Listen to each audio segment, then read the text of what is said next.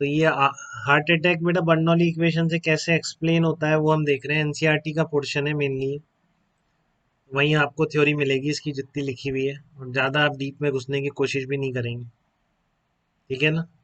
तो आपकी इसमें लिक्विड फ्लो होता है, और आपके क्या होता है इसमें कोलेस्ट्रॉल वोलेस्ट्रॉल जमा हो जाता है जब आप बहुत ही ज़्यादा फास्ट फूड खाते हैं या ऑयल वॉयल बहुत ज़्यादा खाते हैं, तो एजेस के साथ इन आर्टरीज में कुछ चीज़ जमा होने लग जाती है बेटा, इस तरह के ब्लॉकेज शुरू हो जाते हैं।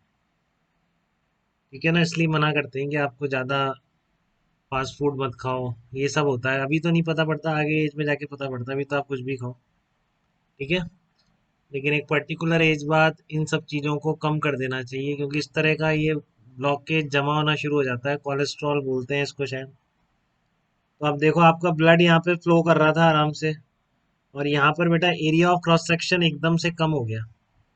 देख रहे हो आप, इन जमा होने की वजह से आर्टरीज में जो भी कोलेस्ट्रॉल और जो भी जमा होता है, तो एरिया ऑफ क्रॉस सेक्शन एकदम से कम हो गया यहाँ पे।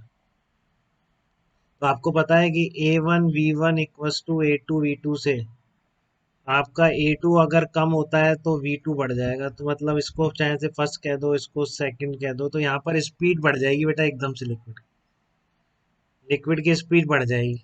अब आप 1 और 2 में अगर वो लगाओ, P1 plus rho GH plus half rho V1 square equal to P2 plus rho GH plus half rho V2 square, इस तरह से लगाओ तो ये तो हट जाएगी, टर्म सेम हाइट की है 1 और 2 के बीच। ठीक है ना।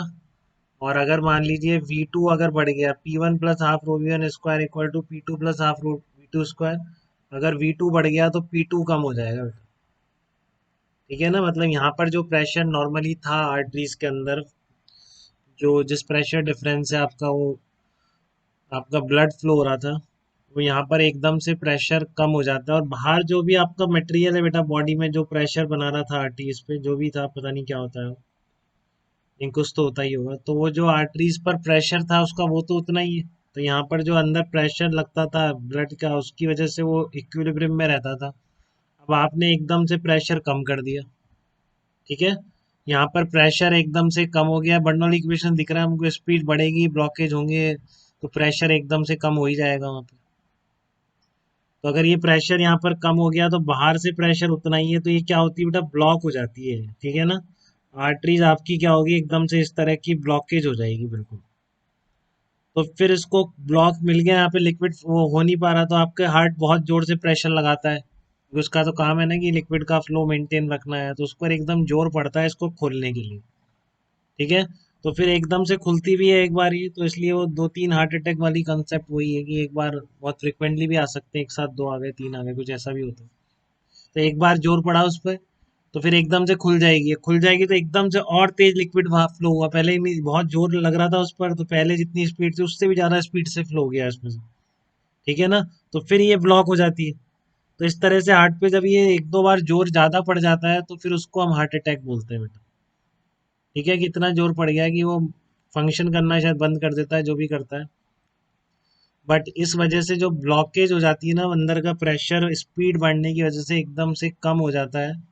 तो वो आप बर्नौली प्रिंसिपल से समझ सकते हैं कि अगर speed area of cross section कम होगा, स्पीड बढ़ेगी, स्पीड बढ़ेगी तो प्रेशर एकदम से कम हो जाएगा, तो वो ब्लॉकेज हो जाता है। फिर हार्ट पे बहुत जोर पड़ता है इसको खोलने के लिए, खुल भी जाती है, लेकिन फिर स्पीड इतनी बढ़ती है कि फिर ब्लॉक हो जाती है। ठीक है। तो हार्ट पे इतना जोर पड़ जाता है कि उसी को हम क्या बोलते हैं, हार्ट अटैक बोलते हैं। तो ये आपका थर्ड एप्लीकेशन था इस बर्नौली का। अब आप पढ़ सकते हैं एनसीईआरटी में कुछ और भी लिखा हो तो। ठीक है। फिर एक ही डायनामिक लिफ्ट जैसी एक कॉन्सेप्ट आती है, इसमें उसने बॉल के बारे में बता रखा है। आप जो स्विंग कराते हैं, स्पिन की बात नहीं कर रहा हूँ, स्पिन में मेनली ग्राउंड का पैचेस का रोल होता है, बट जो बॉल स्विंग होती है, ठीक है, जो स्विंग बॉलिंग होती है उसमें आप बर्नौली अप्लाई कर सकते हैं, क्योंकि आपको पता है, देखो मान लो आपकी बॉल है बेटा, ठीक है ना, अगर ये ओमेगा से घुमा भी दिया आपने इसको इस तरह से, और वी स्पीड भी दे रखी है आपने इसको, वी स्पीड भी दे रखी है, तो बेसिकली रिवर्स स्विंग की ज़्यादा इसमें रोल होता है, कि जो कि शुरू वाली स्विंग की बात नहीं कर रहा हूँ, क्योंकि उसमें शायद इतना रोल नहीं आ पाता है इसका, क्योंकि लेकिन जब बॉल रफ हो जाती है तो वो रिवर्स स्विंग करती है बेटा वो। तो रिवर्स स्विंग क्या बोलते हैं उसको, इसी के बाद में जो शुरू में है वो स्विंग है, जो बाद में रिवर्स स्विंग है। तो रिवर्स स्विंग का क्या प्रोसेस है कि वो साथ में सीधी फेंकने की बजाय घुमा के और फेंकते हैं। तो आप देखो इस तरह से जा रही है बॉल, ये ऐसे रोटेट भी कर रही है। तो एक साइड क्या है इसके, अब ये रफ आ गई है तो ये एयर को भी साथ में ड्रैग कर रही है। अभी बहुत स्मूथ थी तब एयर को उतना ड्रैग नहीं कर पाती, बट जब इसमें रफ हो गई है यहाँ से, और एक साइड से ही करते हैं, दोनों साइड से नहीं करते, कभी भी ध्यान रखना। और रफ जो करते रहते हैं वो एक साइड से करने की कोशिश करते हैं उसको घिस घिस। ठीक है, तो एक साइड जब रफ हो जाएगी तो ये एयर को भी ड्रैग ज्यादा करेगी अपने साथ। ठीक है ना। तो यहाँ पर इस पॉइंट की स्पीड कितनी है आपको पता है, मान लो v है और ये आपने ओमेगा से घुमा दिया, तो आपको पता है ऊपर वाले पॉइंट की स्पीड कितनी होगी, v प्लस ओमेगा। और इसकी आगे स्पीड कितनी होगी, v माइनस ओमेगा। क्लियर है बेटा इतनी बात। ठीक है ना, कि जब आप बॉल को इस तरह से ऐसे ऐसे किसी तरह घुमा के, reverse in swing out swing जो होती है, तो उसमें आप सीधी फेंकने की बजाय थोड़ा सा घुमा के फेंकते हो तो इस तरह से उसमें एंगुलर स्पीड भी होती है बॉल के पास और v स्पीड भी है। तो एक साइड जो वेलोसिटी है पॉइंट की वो v प्लस ओमेगा आर है, दूसरी साइड कितनी है, v माइनस ओमेगा आर। ये क्लियर है सबको। तो यहाँ पर जो ड्रैग करेगी बेटा, यहाँ जो मैं अगर स्ट्रीम लाइन दिखाऊंगा एयर की तो बहुत क्लोज स्ट्रीम लाइन दिखाऊंगा क्योंकि स्पीड ज़्यादा है। यहाँ पर जितनी ज़्यादा क्लोज स्ट्रीम लाइंस होती है वहाँ पर स्पीड उतनी ज़्यादा है। यहाँ पर एयर की स्पीड कम है इस साइड जो ड्रैग हो रही है। ठीक है, तो यहाँ पर वेलोसिटी v1 है, यहाँ पर v2 है मान लो एयर की, तो ऊपर v1 is greater than v2 है।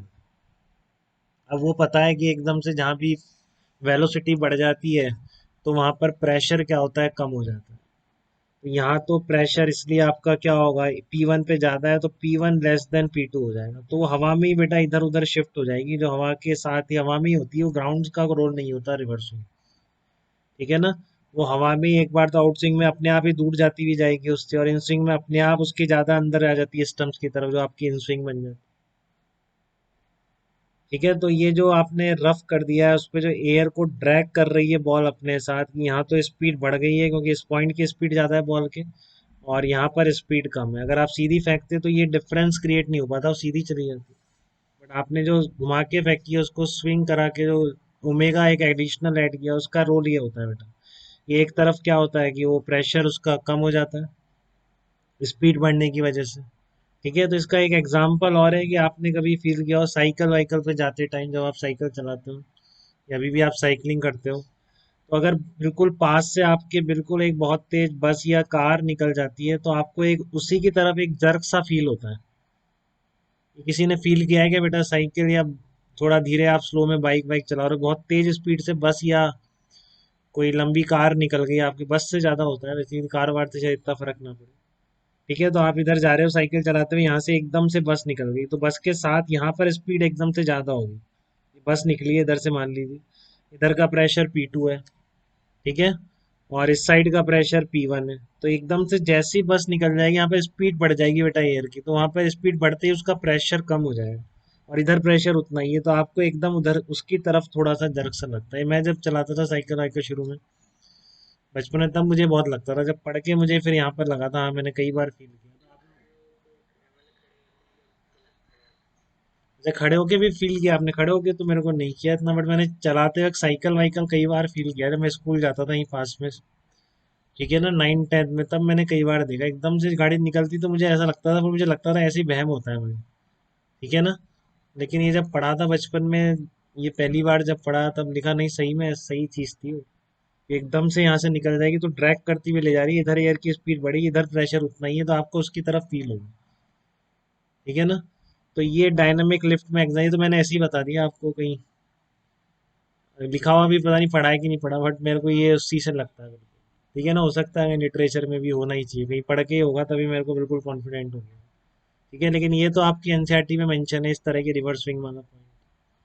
ठीक है, तो ध्यान रखिए इस तक, किसी में किसी को डाउट हो तो बताइए बेटा, कभी कोई पूछ ले कि किस तरह से ऑब्जेक्टिव में कुछ भी बना सकता है मेंस वाला, एडवांस वाला तो क्या पूछेगा, वो तो कुछ कॉम्प्रिहेंशन कुछ बना दे इसका कभी, ये सब बता के आपको, तो बात अलग है, बट मेंस वाला डायरेक्ट पूछ